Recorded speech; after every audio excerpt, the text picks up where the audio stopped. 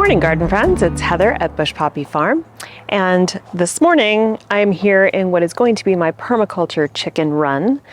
It is a 10-foot wide by 17 feet long space, so 170 square feet, and I have a lot of work to do in here before the chickens arrive in the spring. So we're going to start all that today. First step is I have to remove the infrastructure. So what is that? Not the gate, not the fence. This is going to stay here. We need that. But I need to pull up all these T-posts. I need to roll up the flower support nettings that's here. I need to pull up all of the irrigation, the drip irrigation that's laid in here. And then I need to chop down all this stuff that's growing in here and lay it flat in this area. It's already straw on the ground and compost. And then what I'm going to do is I'm going to come in with hardware cloth and I'm going to make a little skirt up against the fence coming out a little bit so that rodents have a harder time, tunneling under. Then, and this is not all going to happen today, then I'm going to haul out our chipper and all the stuff in the back of the house that needs to be chipped and start filling this area up with wood chips. It needs about 12 inches of wood chips, so that's a lot in 170 square feet. But once we get it filled with wood chips, then over the winter, it's going to sit through the rains and stuff. It'll all settle, and all of this stuff, the green stuff that's on the bottom, will start breaking down. It'll all start forming compost well before the chickens actually arrive. I apologize. I'm literally right on a very busy road, so hopefully you can hear me with the microphone. So all of this stuff will start to compost down, and then when the chickens are big enough to move in here, they will peck and scratch and poop and drop, put their droppings in, and that, underneath that 12 inches of wood chips will become compost. And I can harvest that roughly every 6 months and then put it right back into the garden. So it's a closed loop cycle, which is very much part of permaculture. We'll toss things from the garden that we're not eating or old weeds and stuff in here for the chickens, in addition to their regular feed. And then they will produce compost that for us will go back into the garden. So I'm going to get started. It's going to be a busy day.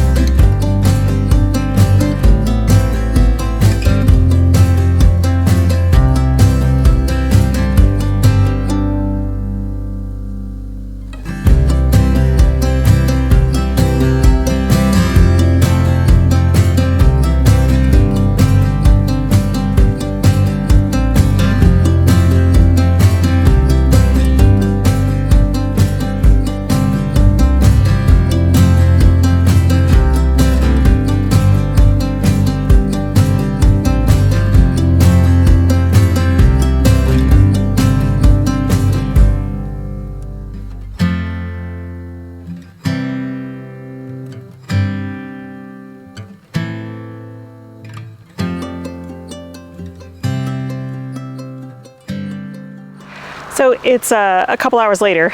I went in and I had some lunch and did some other work. I had some administrative work to do, but I'm actually really pleased so far. As you can see, I knocked down everything, and it just looks like a really big space right now, which is so funny because when I was growing flowers here, I felt like it was such a tiny space. So let me show you what I've done. So here is here's the line separating the garden from the chicken area. And you can see that, you know, I've got all this plant material down in here and I've spread around some of the compost. I still need to level all this out, but I'm not gonna bother with that right now because I still need to put hardware cloth down from about halfway up the fence, going down onto the ground to kind of keep predators out. But then what I also did was I came in here and I cut back, this is a pathway that I'm walking in now, and used to be flower bed, used to be cut flower bed. But what I did was I took all of the irrigation and I cut it and recapped it all. So these beds are still getting fed with irrigation, and I did that for all three of these. And then these T-posts are the new location for the new ends of these beds. So they mark the end. This is a nice wide walkway now that I can take a wheelbarrow up and down, which is great. We're going to build a fence to match what's already here from along the string line here. Basically it'll be shorter, like probably about this high, about 4 feet high, 3.5 feet high, and there will be a gate so that we can get in and out with a wheelbarrow to gather the compost when we need it twice a year. So in the meantime, you know, this is all going to be vegetable bed space, and where the dahlias are now, these are going to be I'm going to pull these up. Look at this lady, isn't she pretty?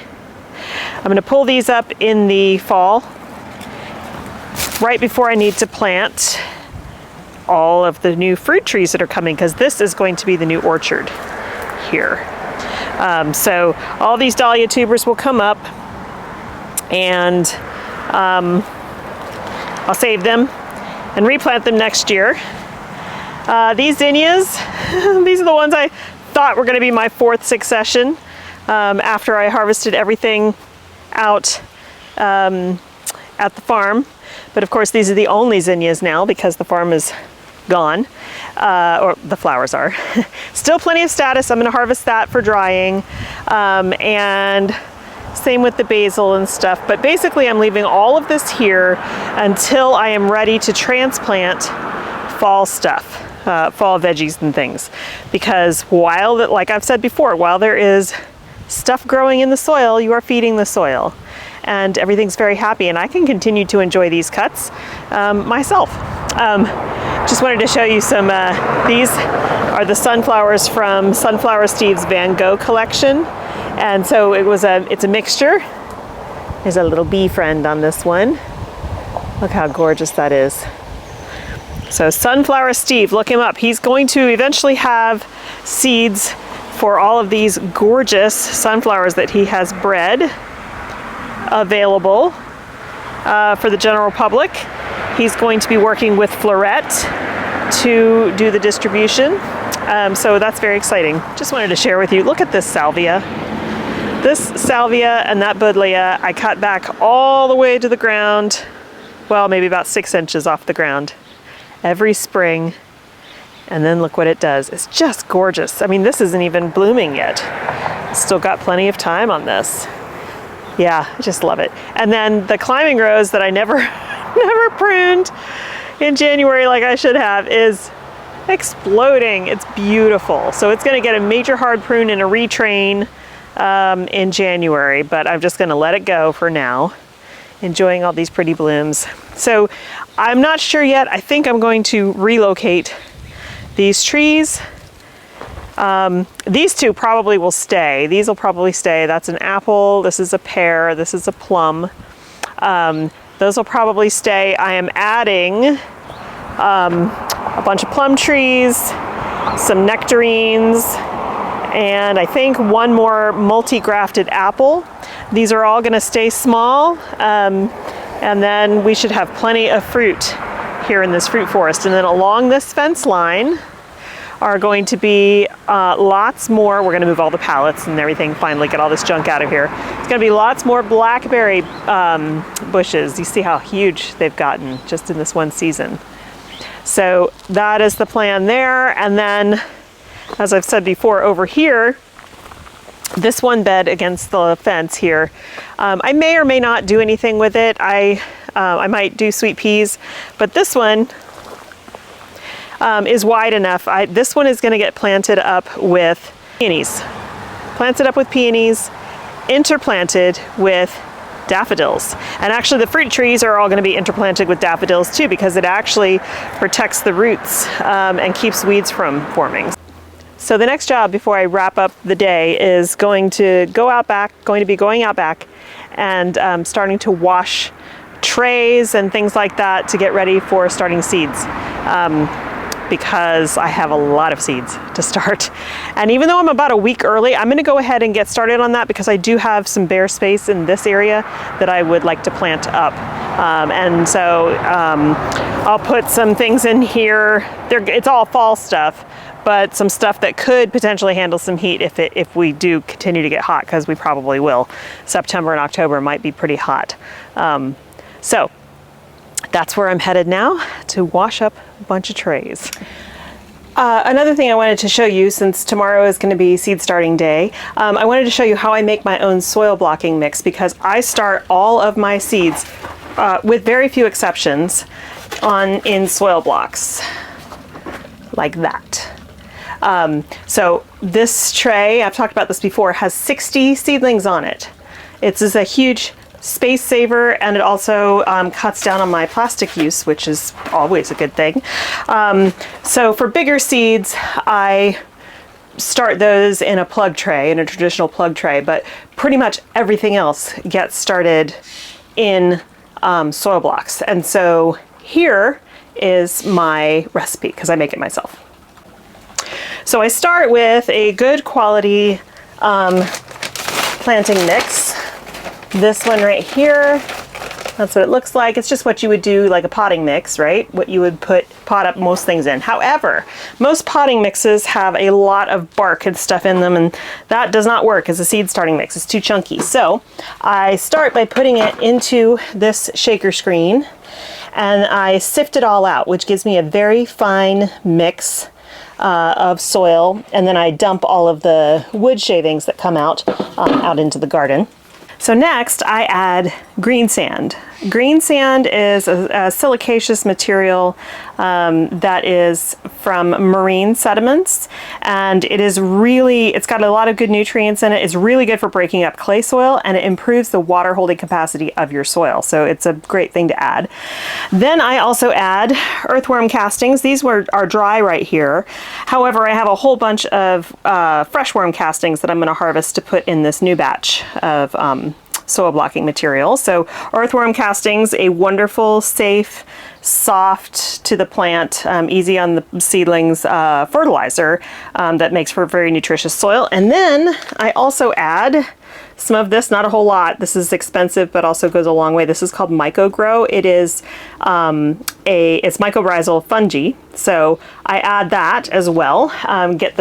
Basically get the seedlings off to a great start, so that when they come into the native soil, into my raised beds, they already have their own colony started. And then I also add, this is brand new, I just started putting this in.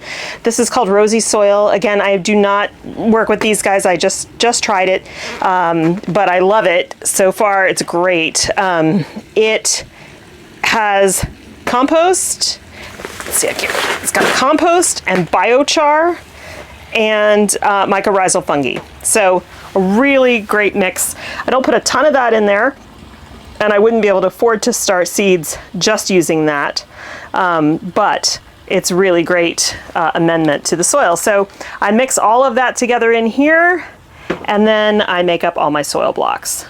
So I'm going to get started making my soil blocking mix, and it's actually kind of relaxing to do. Even using the shaker screen. I actually usually use a trowel to move things through there, otherwise I'll end up with a ton of splinters all over my hands, even with gloves. So I'm gonna get started on that, and I'll show you the end results when we're done.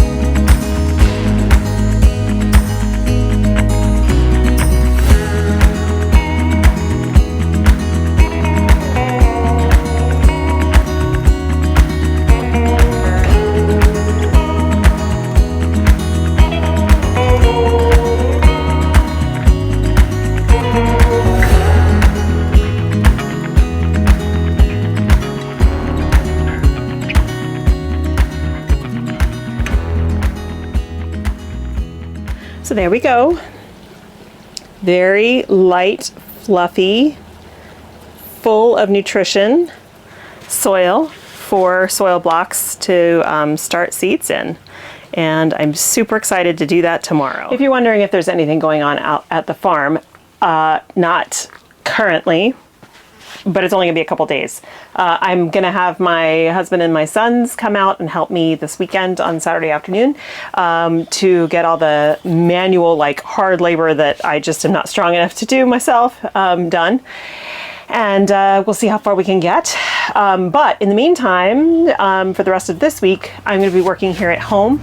I have a lot of stuff to do in the greenhouse. Like I said, a lot of seeds to start, which I'm excited about. So that will be its own video. I'll show you what I'm starting for the fall garden. I'm looking forward to sharing all of that with you guys starting tomorrow. So thank you so much for watching today and hanging out with me. I hope you have a wonderful time in your garden, and I will see you in the next one. Bye.